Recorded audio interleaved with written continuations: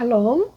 오늘은 7월 14일입니다. 2024년.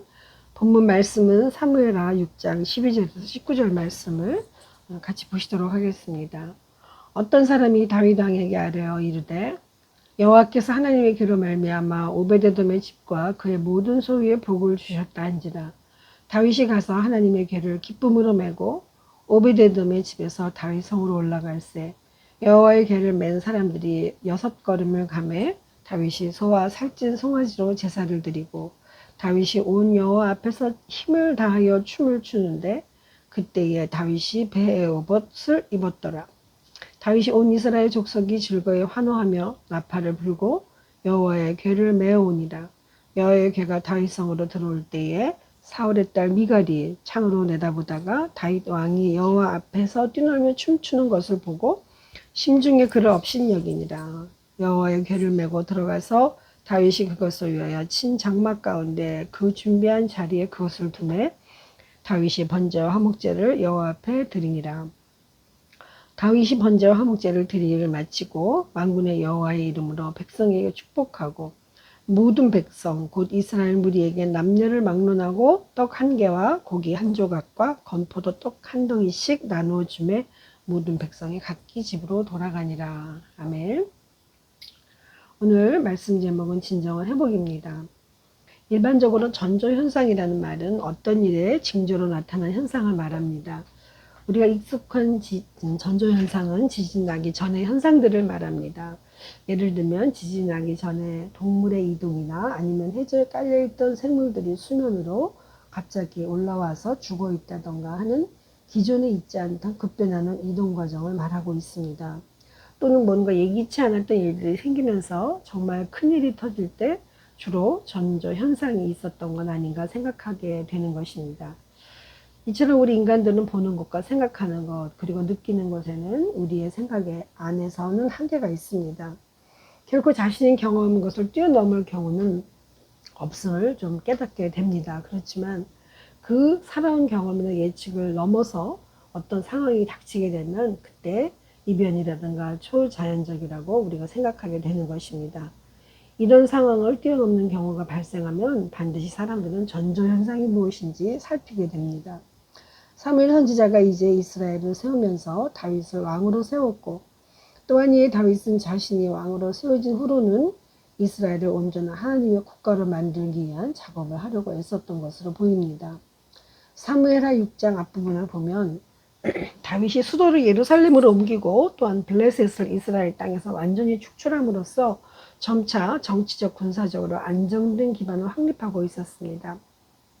그런데 이제 이 장에서는 다윗이 법궤를 예루살렘에 안치함으로 신정국가 건설의 종교적 기틀을 다지고 있었음을 보게 되는 것입니다. 그 가운데 법궤를 예루살렘에 안치하려 한 다윗의 첫 번째 시도가 그만 무산하게 되었습니다. 즉 다윗은 과거 엘리 제사장 당시 아벡 전투 이후 기랏 이어아림에 오랫동안 방치되었던 하나님의 언약궤를 이스라엘의 중심지인 예루살렘으로 옮기고자 하였습니다. 그러나 법궤를 옮기는 도중에 운반 책임자 우사가 법궤에 손을 대어 죽임을 당하게 됩니다. 그래서 법궤는 중도에서 가드 사람 오벳 에돔의 집으로 옮겨지게 되는 것입니다. 그렇지만 이런 다윗의 신앙적 동기와 열심에도 불구하고 이처럼 법궤 운반이 실패로 돌아가게 된 것은 그것을 운반하는 방법이 하나님의 지시사항과 어긋났기 때문인 것으로 깨닫게 됩니다. 즉 법궤는 반드시 레위 지파 중 고핫 자손이 어깨에 메어서 운반해야 했습니다. 그리고 그들이 하나님의 법궤에 직접 손을 대면 죽음을 면치 못한다는 것을 그때서 알게 된 것입니다. 이것이 하나님께서 하나님의 말씀인 법궤는 반드시 하나님의 지시대로만 해야 된다는 것의 전조현상이었던 것입니다. 이제 그때로부터 약 3개월 후에 하나님의 언약궤를 옮기려는 다윗의 제시도가 성공하여 마침내 언약궤가 예루살렘에 안치되고 다윗은 하나님께 번제와 화목제를 드리고 백성들을 축복하는 결단을 가지게 된 것입니다. 12절에 어떤 사람이 다윗 왕에게 아뢰어 이르되 여호와께서 하나님의 궤로 말미암아 오베데돔의 집과 그의 모든 소유에 복을 주셨다 한지라. 다윗이 가서 하나님의 궤를 기쁨으로 메고 오베데돔의 집에서 다윗 성으로 올라갈새.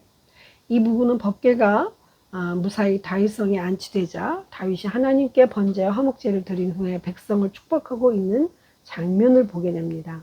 사실 이거보다 더 중요한 것은 다윗이 하나님의 율법에 근거하여 하나님의 궤를 운반했음을 보여주는 구절입니다. 다윗은 아마도 오베드돔에 대한 하나님의 축복을 보고 베레스 우사에서의 재앙이 자신의 법궤 운반 계획에 잘못이 있어서가 아니라 법궤를 운반하는 방법이 하나님의 명령에 어긋났기 때문임을 깨닫고 이제 하나님의 율법에 철저히 순종하며 법궤를 운반하기로 한 것입니다. 사람은 실수를 하지 않을 수는 없지만 하나님께서 주신 기회를 선용하며 같은 실수를 반복하지 않는 것이 참된 신앙인의 자세와 지혜라고 할 수 있습니다. 이제 여호와의 궤를 맨 사람들은 제사장들로 만들어진 사독, 아비아달, 레위 사람 우리엘, 이사야, 요엘, 스마야, 엘리엘, 암미나답 등 8명이었습니다. 이들이 이제 몸을 성결케 하고 그런 깨끗한 몸으로 하나님의 궤를 궤어 어깨에 메고 운반했습니다. 이번에 다윗은 제사장을 통해 철저히 하나님께 제사를 드리고 있었던 것입니다. 이제 하나님께서는 다윗이 여호와를 옮기는 과정 속에서 그의 신앙의 열정 그리고 법궤를 예루살렘에 옮길 수 있게 하신 하나님의 은혜에 대한 기쁨을 완전히 드러나게 하셨습니다. 14절을 보면 다윗이 여호와 앞에서 힘을 다하여 춤을 추는데 그때에 다윗이 배 에봇을 입었다고 이렇게 기록하고 있습니다. 다윗이 법궤를 운반할 때 힘을 다하여 춤을 추었다는 것은 그의 신앙적 열정과 법궤를 예루살렘으로 옮길 수 있게 하신 하나님의 은혜에 대한 감격적 기쁨을 반영해주고 있습니다. 여기서 춤은 보통 음악에 맞추어 원을 그리며 뛰어다니는 것을 의미하고 있는데 그는 배 에봇을 입은 그의 모습으로 나타나고 있는데 이때 에봇은 제사장이 입었던 옷을 가리키기도 하지만 다윗이 입은 옷은 제사장이 입었던 옷이라기보다는 특별한 종교의식에 참여하는 자가 입었던 예복, 배의 옷이라고 하는 것입니다. 다윗은 이제 사실 왕이었지만 왕복을 이렇게 화려하게 입는 것보다 하나님 앞에 나갈 때 좀 더 진정한 왕으로 겸손한 모습으로 배의 에봇을 입고 나갔던 것으로 보입니다. 이처럼 다윗에게 오베데돔의 사건이 아마도 철저하게 하나님 말씀에 순종해야 된다는 복종해야 된다는 큰 경험으로 세워졌기 때문에 이렇게 진지하게 했던 것으로 보이는 것입니다. 이제 하나님 앞에서 무슨 일이든지 먼저 기뻐 감사하며 찬양하려 할 때 주시는 축복을 다윗은 이제 누리게 된 것입니다. 사실 그는 연주에 맞춰 하나님의 성호를 노래하고 춤추는 표현을 하고 있었습니다. 이것은 온 이스라엘 백성들과 함께 다윗이 하나님을 그들의 진정한 왕으로 모시는 기쁨을 표현하고 있다는 것입니다. 그러나 다윗의 개가 성으로 들어올 때 한 사람 사울의 딸 미갈은 기뻐하지 않고 도리어 업신여기게 된 배경이 나옵니다. 사실 미갈은 다윗이 아내였음에도 불구하고 사울의 딸이라고 이렇게 기록하고 있습니다.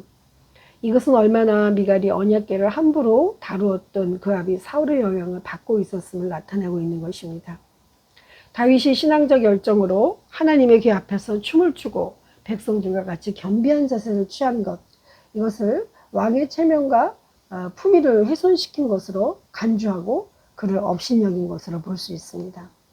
사실 하나님보다 일개 왕으로 더 높이 여겼던 미갈의 눈으로 볼 때 다윗이 일반적으로 축제 때 여인들이 담당했던 춤을 백성들이 보는 앞에서 왕복 대신 베옷을 입고 추었다는 그것이 수치와 철부지 행동으로 미갈은 간주했던 것입니다.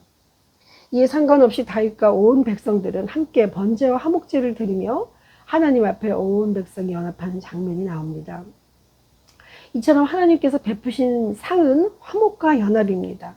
이제 다윗은 모세 당시 건축된 성막이 아니라 예루살렘 성전을 건축하기 전까지 하나님의 언약궤를 모셔놓기를 위해 임시로 장막의 언약궤를 모셔두었습니다. 그리고 다윗은 봉헌제를 드린 것입니다. 그리고 백성들에 대한 축복을 한없이 마음껏 보내드렸습니다. 18절 19절을 보면 다윗이 번제와 화목제를 드리기를 마치고 만군의 여호와 이름으로 백성에게 축복하고 모든 백성 곧 이스라엘 무리에게 남녀를 막론하고 떡 1개와 고기 1조각 그리고 건포도 떡 1덩이씩을 나누어 주매 모든 백성이 각기 집으로 돌아가니라. 아멘입니다. 일반적으로 제사에 참여하는 사람은 성인 남성 위주였던 이스라엘 전통을 생각해 보면 이 화목제는 정말 축제와 같은 것입니다. 다윗은 남녀노소 막론하고 모든 백성을 축복하며 정말 떡과 고기, 건포도까지 풍족하게 나누어 먹게 하며 사랑을 베풀었습니다. 이것은 온 백성이 화목제사를 통하여 그동안 소원했던 이스라엘 백성들과 하나님의 관계를 회복하고 화목하게 되었음을 의미함과 동시에 하나님 안에서 온 이스라엘이 하나로 연합된 진정한 통일왕국이 실현되고 있음을 선포하는 것이었습니다. 맞습니다. 다윗은 하나님의 나라가 이렇게 회복되고 화목하게 이루어진다는 표징을 그려내고 있는 것입니다. 아멘. 하나님 참으로 감사합니다. 오늘 하나님께서 하나님이 진정으로 원하시는 회복이 무엇이며 하나님 말씀 앞에 더욱더 겸손하게 우리가 하나님 진정 하나님의 법례와 규례를 지키며 하나님 온 백성이 함께 기뻐하는 진정한 화목제로서 하나님의 사랑을 나누시는 축복의 길로 우리들 들어가게 하심을 감사합니다. 하나님 오래전 다윗의 언약궤를 향한 징표이지만 이제 우리에게 주시는 하나님의 말씀에 대한 징표임을 믿고 하나님 저희들이 말씀 앞에 더욱더 순종하며 하나님께서 살아계신 하나님의 능력으로 우리를 붙잡아 주심을 기뻐함을 감사하며 모두가 한마음으로 하나님의 사랑을 나눌 수 있도록 남녀노소 막론하고 진정한 회복의 길로 돌아갈 수 있도록 역사하여 주옵소서. 예수님의 이름으로 감사하며 기도하옵나이다. 아멘.